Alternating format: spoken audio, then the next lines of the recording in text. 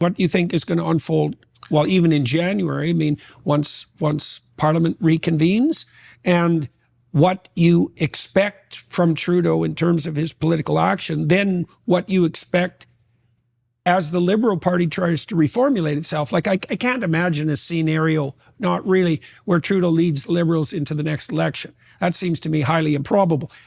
It wouldn't surprise me if he has to be removed kicking and screaming, so to speak. But I'd like to hear your thoughts on what are Canadians to expect in the upcoming months.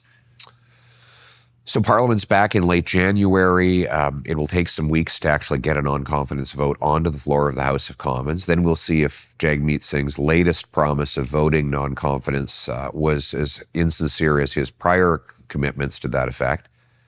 When does his pension kick in? In February. So he's now, basically, he said yesterday that he would put forward a non-confidence motion at the earliest opportunity. Well, that's likely to be March, which is... Oh, that's convenient. Okay, right, so that problem's off. So really, that's right. So March is the earliest, as far as you can see, that election could be called. Singh will not vote non-confidence before he gets his pension, or at least he will not vote non-confidence in a way that sees the election happen before his pension kicks in. So we won't have an election before very late winter, early spring. Then there's the possibility that the Trudeau resigns and then goes to the Governor General and says we need to shut down Parliament, while the Liberal Party then chooses a new replacement, a Trudeau 2.0. Mm-hmm. And so there would be a leadership race. God knows how long that would drag on for. You think approximately in March, no earlier than March as far as you can foresee? Yeah, probably. And during which time we'd continue to flounder and twist in the wind. And by the way, the Liberal media is all saying, well, surely you wouldn't want to trigger an election during the Liberal leadership race.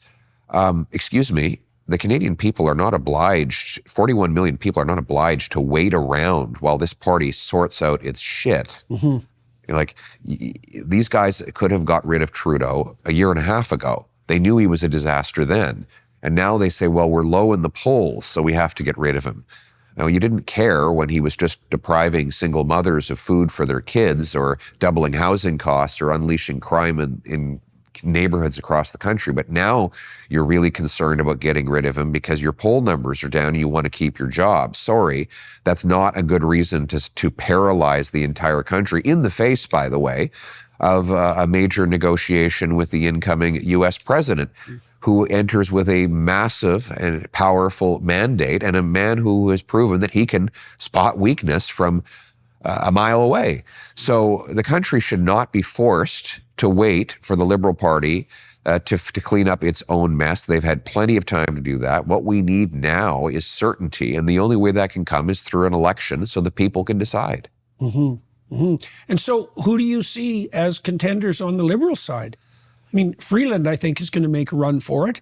But Carney, do you think he's going to throw his hat in the ring? Now, he famously rejected the opportunity to become Trudeau's finance minister. After accepting it. Okay. Well, so the chronology that we're led to believe, based on sources who've spoken about it to the media, is that Carney agreed to the job. Trudeau went to Freeland days before she was to introduce her fall update and said, I'm going to be firing you to bring in Mark Carney. And then when that blew up with her unexpected premature resignation, then Carney looked at it and said, I don't want any part of this. And he crawled under his desk. And so he was happy to take the job when it looked like it was a clear path. But then when it was a messier path, he hid from it. But why would have he decided to take that job to begin with? Because it's a good question. Well, God, you can't imagine stepping into a more thankless role. I mean, who would want to associate with these guys? Well, Carney already has a reputation. It seems to me that if he has prime ministerial ambitions, he'd just wait for the Trudeau Liberals to cataclysmically degenerate even further and then step in as the savior. Look, he's going to try and distance himself now, but here's the problem. He signed on as Trudeau's economic advisor. It's an official role he holds today.